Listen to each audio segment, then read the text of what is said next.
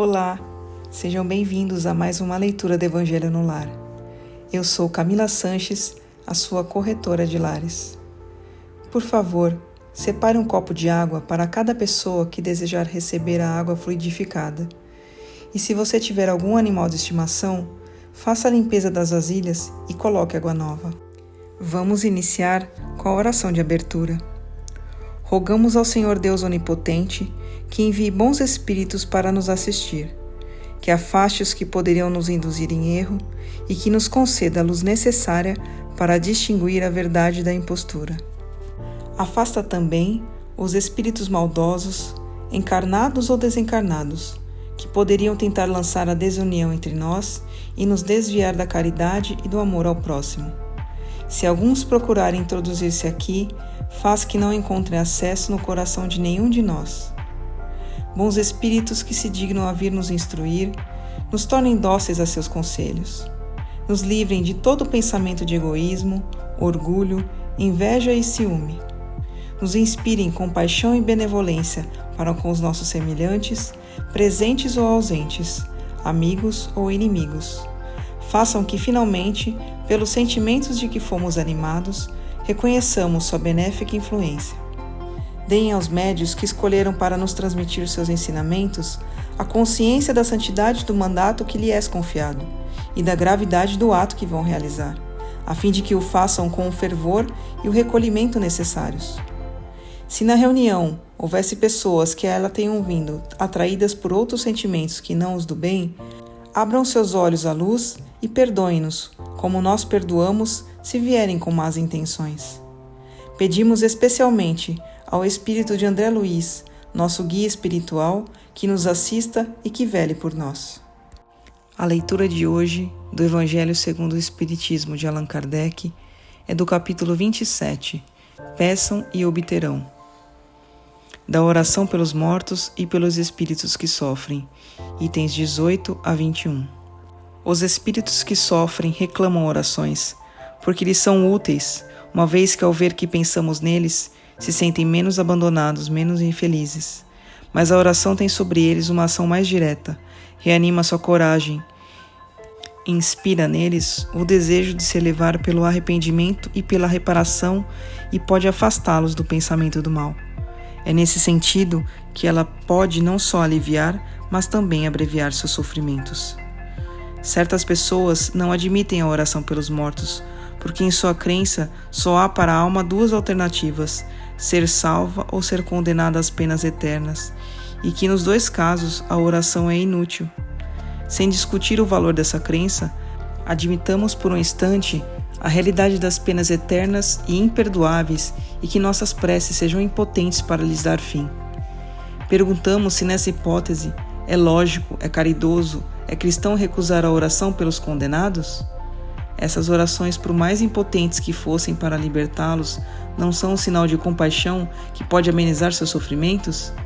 Na terra, quando o homem é condenado à prisão perpétua, mesmo que não houvesse nenhuma esperança de obter seu perdão, é proibida a uma pessoa caridosa ir carregar seus grilhões para aliviá-lo desse peso? Quando alguém é acometido de um mal incurável, deve-se, porque não há para o doente esperança alguma de cura, abandoná-lo sem qualquer alívio? Pensem que entre os condenados pode estar uma pessoa que lhes foi cara, um amigo, talvez um pai, uma mãe ou um filho. Por que não poderia esperar perdão, recusar-lhe um copo de água para diminuir sua sede? Um bálsamo para cicatrizar suas chagas? Não fariam por ele o que fariam por um preso? Não lhe dariam uma prova de amor, um consolo? Não, isso não seria cristão. Uma crença que petrifica o coração não pode se aliar com a de um Deus que põe em primeiro lugar dos deveres o amor ao próximo. A não eternidade das penas não implica a negação de uma penalidade temporária, porque Deus, em sua justiça, não pode confundir o bem e o mal. Ora, negar nesse caso a eficácia da oração seria negar a eficácia do consolo, dos encorajamentos e dos bons conselhos. Seria negar a força que absorvemos da assistência moral daqueles que nos querem bem.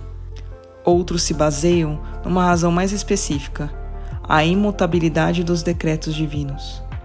Deus, dizem eles, não pode mudar suas decisões a pedido de suas criaturas. A não ser assim, nada seria estável no mundo. O homem, portanto, não tem nada a pedir a Deus, deve somente submeter-se a Ele e adorá-lo. Há nessa ideia uma falsa aplicação do princípio da imutabilidade da lei divina, melhor ignorância da lei no que concerne à penalidade futura. Essa lei é revelada pelos Espíritos do Senhor, hoje que o homem está maduro para compreender o que na fé é conforme ou contrário aos atributos divinos. Segundo o dogma da eternidade absoluta das penas, não são levados em conta no culpado seus remorsos nem seu arrependimento.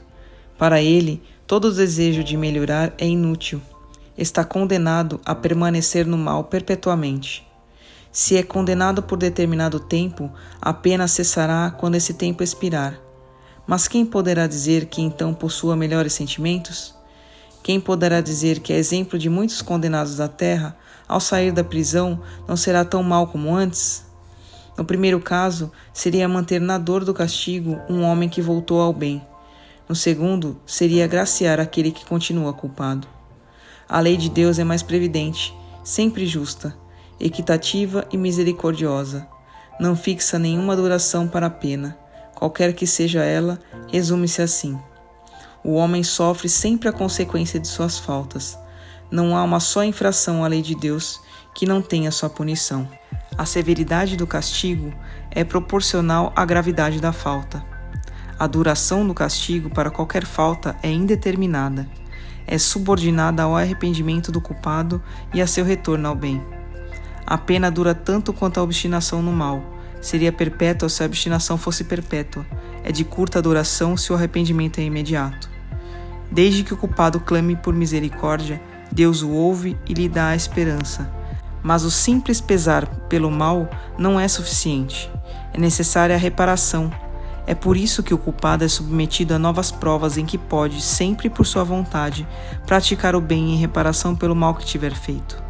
O homem é, desse modo, constantemente o árbitro de sua própria sorte. Pode abreviar seu suplício ou prolongá-lo indefinidamente. Sua felicidade ou sua infelicidade dependem de sua vontade de praticar o bem.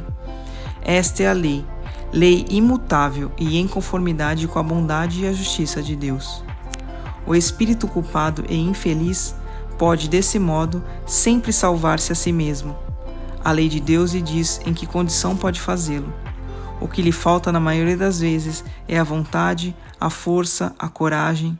Se por nossas orações lhe inspiramos essa vontade, se o amparamos e encorajamos, se por nossos conselhos lhe damos as luzes que lhes faltam, e em lugar de solicitar a Deus que revogue sua lei, nos tornamos os instrumentos para a execução de sua lei de amor e de caridade, a qual nos é permitido assim participar, dando nós mesmos uma prova de caridade. Palavra dos Espíritos, graças a Deus. Mas antes de iniciarmos a oração de encerramento, eu quero pedir a você que ainda não é inscrito em nosso canal, por favor, se inscreva agora. Clique no botão inscrever-se aqui abaixo do vídeo. Aproveita para ativar o sininho das notificações e receber todos os nossos vídeos. Se você está com problemas, precisando de ajuda ou conhece alguém que está enfrentando muitas dificuldades em casa, como animaizinhos perdidos ou doentes, brigas constantes com os filhos, discussões no relacionamento, por favor, compartilhe essa mensagem. Leia também a descrição desse vídeo e entre em contato conosco pelo WhatsApp. Você pode salvar a vida de alguém, curtindo e compartilhando o nosso conteúdo. Vamos finalizar com a oração de encerramento. Agradecemos aos bons espíritos que se dignaram vir comunicar-se conosco e lhes rogamos que nos ajudem a pôr em prática as instruções que nos deram e façam com que, ao sair daqui, cada um de nós se sinta fortalecido na prática do bem e do amor ao próximo. Desejamos também que essas instruções sejam proveitosas para os espíritos sofredores, ignorantes ou viciosos, que puderam participar dessa reunião e para os quais imploramos a misericórdia de Deus. Amém.